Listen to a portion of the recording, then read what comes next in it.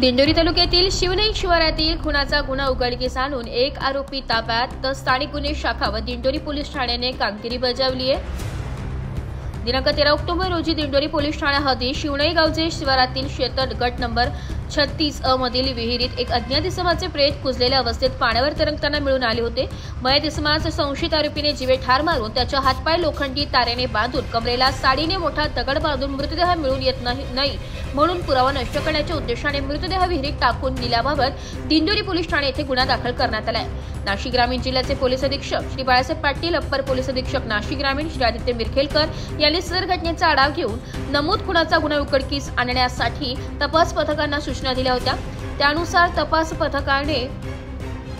पथकाने घटनास्थळी व मृतदेहाची बारकाईने पाहणी केली। मृतदेहाच्या अंगावर मिळून आलेले कपडे व वर्णन यावरून शिवनई गावचे परिसरात गुप्त बातमीदारामार्फत मयत इसमाचा शोध घेतला असता मयत हा हरी रामचंद्र किलबिले, वर्ष 64, राहणार त्र्यंबकेश्वर, जिल्हा नाशिक असल्याचं समजतंय। मयत इसमाबाबत माहिती घेत असली असता ते काही दिवसांपासून दिंडोरी तालुक्यातील शिवनई परिसरात एका मूर्तिकाराकडे कामास होते व तेथे शेडमध्ये राहत होते। तसेच मयत इसम राहत असलेल्या ठिकाणी हर्सुल येथे एक जोडपे देखील राहाव्यास असल्याची गोपनीय माहिती तपास पथकास मिळाली। त्यावरून तपासाची चक्रे फिरून पोलीस पथकाने संशयित नामे भारत काळू वाघ, वर्ष 25, राहणार हर्सुल, तालुका त्र्यंबकेश्वर, जिल्हा नाशिक यास ताब्यात घेतले।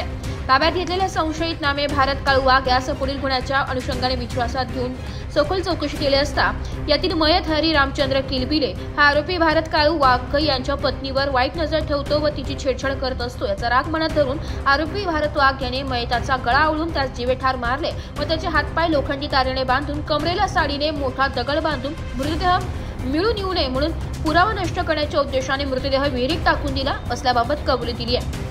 सदर आरोपी नामे भारत काळू वाघ या सवरील गुन्ह्याच्या अटक करण्यात आली असून पुढील तपास दिंडोरी पोलीस ठाण्याकडील अधिकारी व अंमलदार करीत आहेत।